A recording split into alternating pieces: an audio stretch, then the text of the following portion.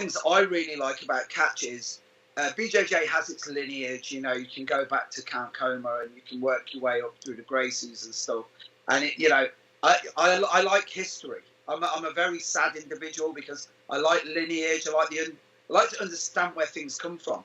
And I remember when I first started getting into grappling, and I was reading about Farmer Burns, Carl Gotch, Hackenschmidt, and then like carnival wrestlers, guys who like they had to do it. You know, the real rippers and shooters, the guys who had to do it for a living. And so many people don't realise there's such a rich tapestry of history behind it. Like Eric Paulson calls it the true American martial art. Yeah, what's your views on that? Well, I understand where he's coming from because of the American rough and tumble. You know, where we had presidents that were rough and tumble champs or had fought in there. So from what I understand is that the rough and tumble was just a weird mixed fight that Americans would do. It's just street fighting. And when the English brought over more of their catch wrestling style and techniques, we adopted it, but we kept it mean and rough because that was already ingrained in us at the time. But people forget about guys like Great Gama. There's great catch wrestlers everywhere. Because it was a big sport back in the day. Let's put it this way. More people attended pro wrestling matches because they weren't determined yet. They were real matches than did that actually went to boxing matches back in the day because boxing was so rigged. Your chances of getting a legit boxing match were so low that you would go to a pro wrestling match. And now it's completely switched. And I believe that really started with Ed Lewis, if you ask me. But I'm not a historian on all this stuff. Ed Lewis, to me, is the pivotal marker. When he was so good, no one wanted to come because they all knew he was going to win, and then he started throwing matches. So it's interesting. But pro wrestling today is just comical. So, yeah. I always say that pro wrestling today is like a soap opera for men. So yeah, it's as near as damn it, you know. But some of those old guys, and then, you know, you mentioned about the presidents, you know, Teddy Roosevelt, wrestler, Abe Lincoln, and I'll only mention his name once. I can't imagine seeing Donald Trump doing a rear naked choke on anyone. You know what I mean? If only he did, I think we'd be in a better position. Now, you mentioned we were talking about wrestling there, and you've been working with Daniel Bryan. In what is it? Is this for MMA or is this just because he's a student of the game? Well, yeah, Bryan basically moved to Vegas a long time ago, just because I think he wanted to learn real fighting stuff and then apply it to his pro career, pro wrestling. Right. And I was his coach, and we became friends. And then he was my roommate for a few years. Wow. So we were really tight. And he was a hell of a grappler. He was strong, man. People don't realize, like, I used him as a training partner for camps for guys like Frank Trigg and Randy Couture. I'd ask him to come in and help me because, you know, he was a little smaller than me. And everybody was blown away that this guy, I mean, there's fighters I know that have rolled with this guy and laughed because Bryan smoked them.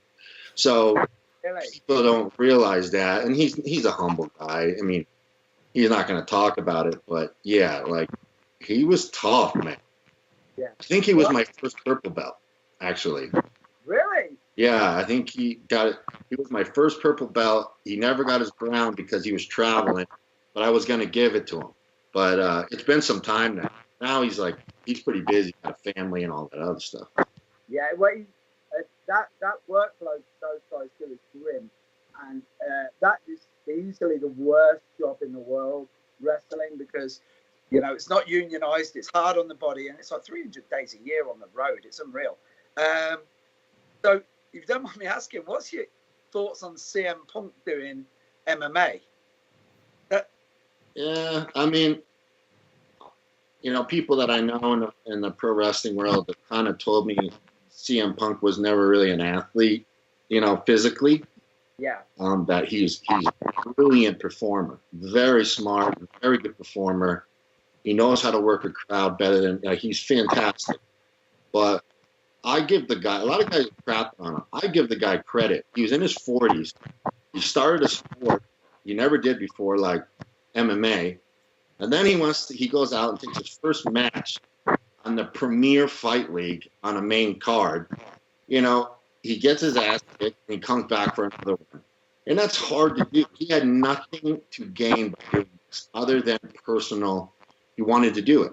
So a lot of people are laughing at him and giving him crap. You try doing something like that at that age. You know, be worth that kind of money, that famous, and take a gamble and go fight. And then everybody's dogging on you because, well, you're not that good yet. Who was that good on his first fight? I understand Brock did really well early. But Brock was a prior athlete, not a prior entertainer. Man. He was the real deal. Yeah, he's a massive, strong guy. I mean, he could not know anything and still hurt you.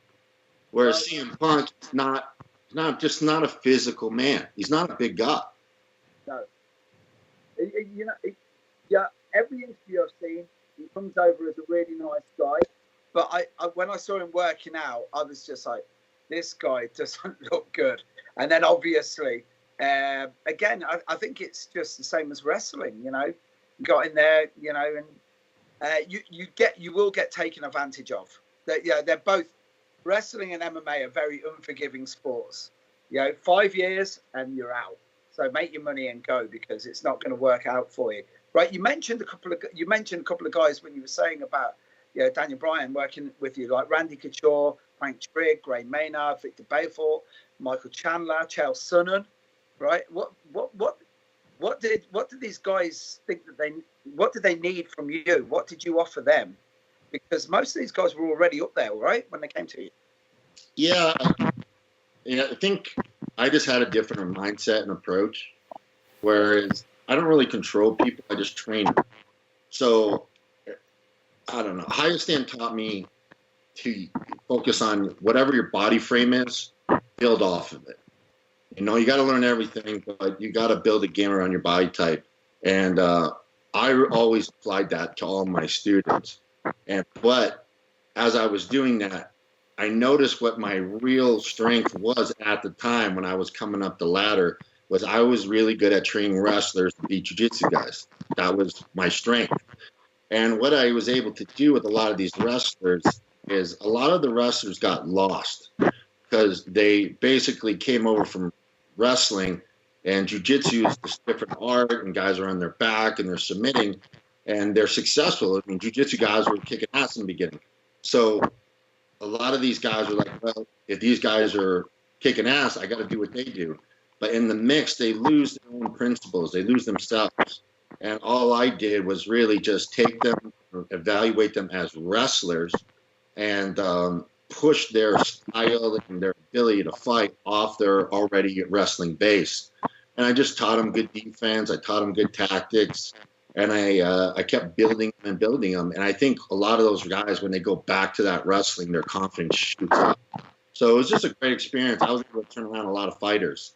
And I don't know why more guys don't do it. I think because a lot of coaches want to control you a little bit. They want you to put on the gi. They want you to do these things because you represent them. But the way I looked at it is I'm providing a service. He's paying me. I got a job to do.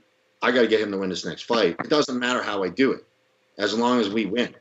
So I focus more on that than trying to control them. Okay, you need to take my grappling class, and you need to learn leg locks, and you need to do this. No, I work you based on our next fight. And I have regular students, and I have more fighters that are with me longer, and I kind of commit them more on a path. But most of the times, I just came up with good tactics and technique, just used a lot of what I knew from Tetch and BJJ and melted it. And it wasn't that hard. Plus, I'm a big guy, and I can take it. So I let guys drill on me like crazy. Like Michael Chandler would check me out 15 times in practice. Because I just let him drill, but I let him drill under pressure. Same with Randy. I fight with them, but I'm only going such a speed. I'm looking for certain things. I'm kind of controlling the path of the fight. And when they start doing good things, I start making more mistakes, you know, and they can fight through it. So I can take punches and get choked. I can handle it. The bigger the guy, the more hard it is on me. And now I'm getting a little older, it's becoming much more hard on me. Yeah. I can tell you, I've never gotten hurt going 100%, like going hard, but I've gotten hurt a lot going easy because I'm not protecting myself on purpose.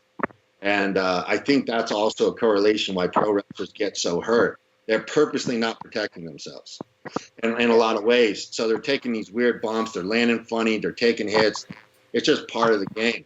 And me and my style of coaching, I'm a very hands-on guy. I'm not a sideline coach. I can't stand it. So I want to be in the trenches, and I don't mind taking the lumps, but my body does later. But it gets results fast. It gets real fast. Yeah, you see, I've noticed now there's more of a correlation between success. When I look at coaches and I see who they're coaching, and then I look at champions, it's the guys that have got the very more cerebral, and you can use intelligent if you want, but the more of a thinker the coach is, more successful I see their fighters, because as you said, it's a case by case. It's like, Conor McGregor's a great example. The last Diaz fight, I tell people, he never won that fight. John Kavanagh won that fight because it was his tactics, I think, that saved the day. It's the same as Greg Jackson. It's the same as Danaher now in the grappling world with his crew. It just seems like coaches are way more intelligent than they used to be. It used to be a sergeant major approach, puke drills, all of that shit, and now it's nowhere near. How important is it, do you think, as a coach, to stay abreast of everything? You need to be 2 steps ahead of everybody else, right? I think it's very important, and I think it really depends on the athlete. Like lighter weight guys are more transitional, so you have to be very far ahead because things are moving so fast. Whereas bigger guys, things slow down a lot. But other positions, when you're a guy, because of weight and friction, are good situations to have that you can steer the athlete. But smaller guys, they're guys against their own weight class. They're going to have problems maybe with that particular style, so you have to modify it. So when I trained Dom Cruz, I had to train Dom Cruz backwards. Everything I did was backwards, meaning I start at the end and work my way to the beginning. And it's because of his mind. His mind moves so fast. You show him a technique, he's already asking you, if you fail, where do I go? If I win, where do I go? What do I do this? Where do I go? He's beating you. So a trick I learned was, if you teach backwards, they can't beat you because you're already at the finish. And that worked for him. And because his weight class is so transitional, you'll see it. They go to the ground for a half second and back to the feet. So everything matters. You're going to fail. Like, you're going to get him down. He's going to get up. Now, you can spend the energy and hold him down and see where it goes. Depends on who you are and depends who your opponent is. Or you can, I'm not going to stop him from getting up. I'm going to block these sides, force him to go right. Or I'm going to force him to turn this way. I'm not going to hold him. I'm going to let him go, and then I'm going to catch him on the way out. And if that doesn't work, I'm going to create space, and when he stands up, I'm going to kick him in the head. Like, you have to be – in my mind, I'm failing constantly. I got to know where I'm going to go if I fail. I got to know where he's going to go. And rather than trying to stop everything, because you can't stop everything, you can only delay it. I'd rather try to create what I call a bottleneck. And that's something I learned in the government and military. There's 3 lanes and you're chasing a guy who's got 3 ways, of escape. You put threats in 2 of those ways, he's going to go the area with no threats. So that means I made him predictable. That means I can anticipate him, and I can be ready. I can have somebody waiting and he doesn't know, or whatever the case is. There's no difference. That's why I've always said clearly, good tactics can be good technique any day. You see all the time, you see a guy that not that well-rounded, maybe he's just a striker, and his knowledge on the ground is crap, and he's fighting a grappler. But he's able to have a style and tactics to avoid the ground game. He uses the referee and the rules to force stand-ups, and then he's kicking the crap out of him. Good example of that would be an older fight, Nate Marquardt versus Dean Lister. If you watch that fight and realize tactics is fantastic. because in a grappling match, Dean crushed him. But in the MMA fight, it was a totally different thing. And it's because Marquardt knew how to play the game. He had it figured out, and he played it to a T. And he used better tactics to beat Dean's technique. So I believe there's two schools of thought. You got to learn good technique, and you got to learn good tactics, and you know when to blend them and how to blend them. And I never hear that. I don't know why I don't hear that. You know, maybe because I'm so much in the MMA world. Maybe jiu-jitsu guys. I mean, everybody has tactics. Everybody has a game. But when you try to do it against each opponent, you got to sometimes rebuild everything. You know, you're fighting Anthony Johnson. You've got this kind of problem, any of you. And then your next opponent might be a totally different body. He could be a grappling-based guy, or you got to change your own tactics around. You can only get better, but you still got to win. You can't just say, "Oh, he has better technique than me, I'm going to lose." No, you've got to find a way to win. That's why I love the sport. You know, if I'm going against a guy and my only way of beating him, because he's better than me at everything, is leg locks, I'm going to win. Because I build all my tactics around the leg locks and force him to play my game, even if he doesn't want to, and I'll catch him. But if I go there and just grapple and say, "Oh, I'll try to find a leg," I'm probably going to get owned, So I think that's the thing that drew me about this. There is always a way to win. You tell me you have a 10% chance or 5% chance of winning, I can mentally put tactics around that and make that chance every day, Yeah. And I think that's part of being a good coach and trying to find, I learned too. I learned from everywhere. I learned from anybody that knows what they're doing and can explain it. Yeah, you just said something there, and I was just remembering a good friend of mine, John Will. I don't know if you know John. He's a black belt under. He was Elvis Sinisik's coach. He's an Australian guy. He's easily one of the top 5 educators I've ever met. A great coach, and he's always used the same example. If he says, "I don't want to have 10,000 techniques," say omoplata, so shoulder lock. He wants 30 different ways of getting to an omoplata. So it's like it's like the money shot in one of those movies. You know what I mean? The money shot's always the same, but there's a different way of getting to it every time. Absolutely. I mean, I got far in one submission, triangles. But that's all I did, because my coaches made me do it. I had no desire to be a card player or a triangle player. But my wrestling wasn't good at the time, and I had long legs, a big, long body. And basically, Karo was like, "You're going to learn triangles, or you can lead." And for, I think, about 9 months to a year, I did nothing but triangles from the guard, but everybody else could do whatever they wanted. So I had to be more creative and more technical and really build my tactics so I could still apply it in training, especially when they know you're hunting for it. They know it's coming. And then I started to enjoy it. They know it's coming and it still happens. And that's like a double reward. Eventually I had to grow and learn other things and perfect other things. But I agree. I 100% agree. You don't need, it's fun to have all these cool submissions, but I'd rather be really good at a few than like crappy at a ton of them, It's just fodder most of the time, It's funny because you should never learn jiu-jitsu or grappling from YouTube, right? But I went on some of your clips from triangles. First of all, mind-blowing stuff. But the comments were great. It's like, this guy knows what's happening and he still can't do anything. And I was looking at that, and then I was looking at some of the guillotine series, and then I was looking at the leg locks, and it's the leg locks that made me start thinking, because now everyone thinks that John Danaher invented feet. That's how it looks now, right? Nobody even had a foot before John Danaher. And it's a cyclical thing that's going round. What, if you don't mind me asking, we're running out of body parts, right? So it was leg locks, then it was guillotine. What do you think the next thing's going to be? If it's wrist locks, I'm out of it. I'm going. Well, I have a friend of mine that's a black belt that is amazing at wrist locks, and he hits them everywhere. And he studied things like stuff like Spetsnaz training and all that. Like he studied all this stuff, Aikido, just because he wanted to see what he could apply. you know, and you never know what you can learn from. But like you're bringing up Danaher. Now, that guy's a great coach. He's a lot of great things. I've seen a lot of his leg lock stuff, and he's very good, and he has a nice little system.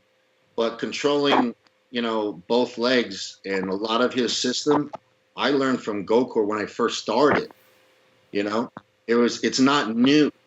All he did was kind of rediscover it, reorganize it, and he has a great platform being at Renzo Gracie's that he's got all these great bodies. It's a coach's dream. So he's in a good situation, a great place, and I know he's good. I'm not insulting him at all. I would 100% listen if he was talking. But like when I see a lot of the leg locks now, it's just like, come on, man. Like I knew this 16 years ago, and it was available then, but you guys just chose not to learn it. So when I see this big rush, it's like, oh, you do this. It's like, no shit. Gotta control both legs. When the hell did you guys not know that? But they didn't train with everybody, you know? Like I started going to great jiu-jitsu schools to learn better guard passing because I wasn't very good at it. But once I started training with good Brazilians that knew guard passing, I got better, you know? And you're not gonna, if you go to Gokor's now, you can do whatever you want to him with leg locks, and I guarantee he's gonna blow your mind. But he's probably known this.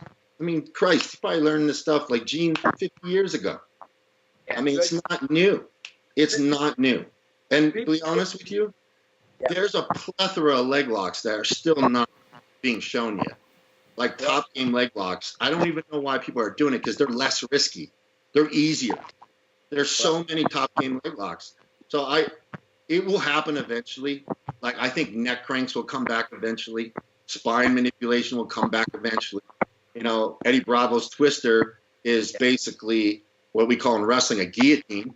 Yes. It's not new, but he applied it in a new fashion to his system.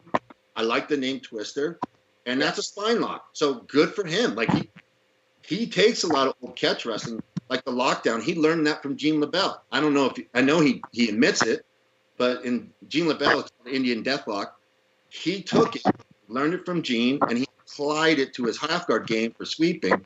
That's all him. He took it, applied it, but the technique, it's old as crap.